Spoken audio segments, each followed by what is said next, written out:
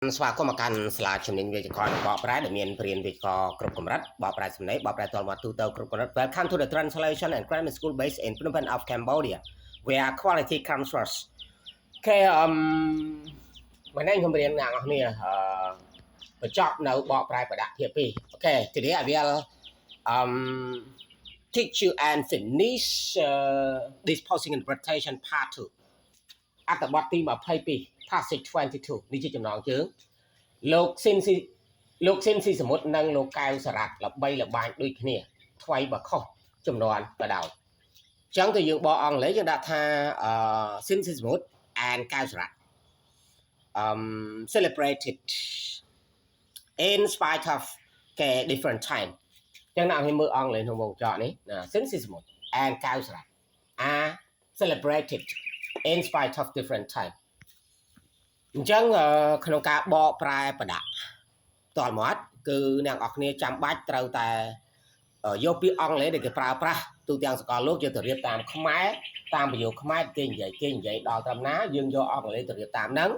ដោយផ្ដោតទៅលើ subject verb object និង modifier អូខេឥឡូវខ្មែរគេដាក់បើនិយាយពីទឹកដមសម្លេងរបស់អ្នកចម្រៀងអូខេគេមើលឃើញថាមានអ្នកចម្រៀងផ្នែកបរោះ2នាក់ដែលលេចធ្លោជាងគេតាំងពីសម័យមុនរហូតដល់សម័យនេះនោះគឺលោកស៊ីនស៊ីសមុទ្រនិងលោកកែវសារ៉ាត់អញ្ចឹងនិយាយថា if talking about voices care of singers okay it is seen that that the songsters there are songsters who are okay high profile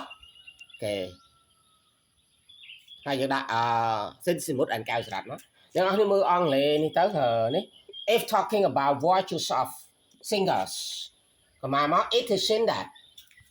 there are two songsters who are more high profile from the past time to date ហើយទាញសញ្ញាដាក់ស្ត្រីវែងនេះមក Mr. ស៊ីនស៊ីមុទ្រ and Mr. កែវសារ៉ាត់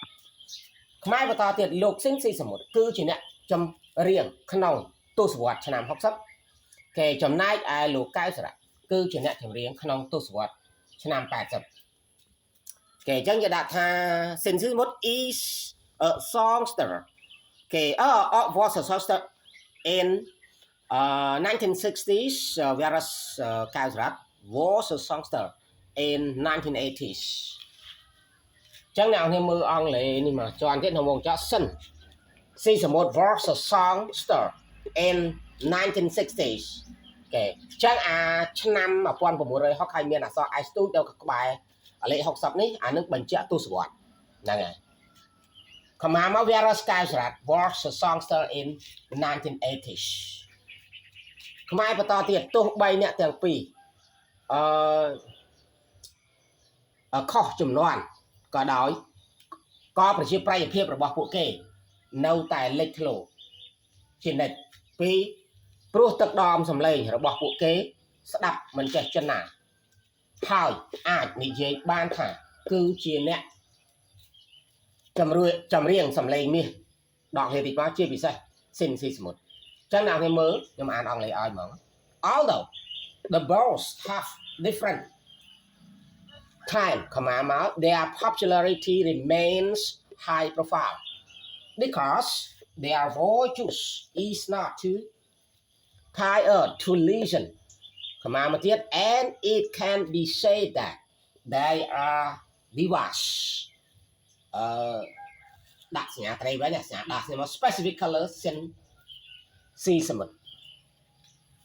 អញ្ចឹងក្នុងការបរៀនបកប្រែបដក្នុងសភៅភាគ2នេះគឺចាប់ហើយណាអូខេហើយអញ្ចឹងអ្នកនរគ្នាត្រូវយកអ្វីដែលខ្ញុំបានបរៀនចាប់ពីមេរៀនទី1មកមិនមែនតែពីមេរៀនទី1ក្នុងសភៅហ្នឹងទេណាគឺគ្រប់មេរៀនទាំងអស់ដែលខ្ញុំបរៀនទៅហ្នឹងគឺមានពាក្យធ្ងន់ច្រើនអញ្ចឹងយើងចាំបាច់ត្រូវតែទន្ទិញពាក្យអាធ្ងន់ហ្នឹងណាទិញកត់យកទៅទន្ទិញប្រចាំថ្ងៃហើយយកទៅប្រើការនៅក្នុងស្ថាប័នការងាររបស់អ្នកនរគ្នាអូខេពីព្រោះពាក្យទាំងអស់នេះវាមិនងាយអ្នកនិយាយពិបាករកអូខេ ហើយសំបីតែក្នុងវចនានុក្រមក៏យើងយកមានអ្នកខ្លះគាត់បើកវចនានុក្រមយកមកផ្ទៀងជាមួយពាក្យរបស់ខ្ញុំជួនកាលវចនានុក្រមវាបកតន័យត្រង់ឯងយើងទទួលស្គាល់វចនានុក្រមគឺ 30% តែយក 100% អត់អាចទេណាអូខេអញ្ចឹងគឺអ្នកនរគ្នាស្រង់ពាក្យហ្នឹងនឹងពាក្យណាដែលចេះហើយមិនបាច់ទន្ទិញទេយើងស្រង់តែពាក្យណាដែលយើងអត់ទាន់ចេះយកទៅទន្ទិញហើយយកទៅប្រើការអស់មួយជីវិតនៅក្នុងស្ថាប័នការងារគេហើយ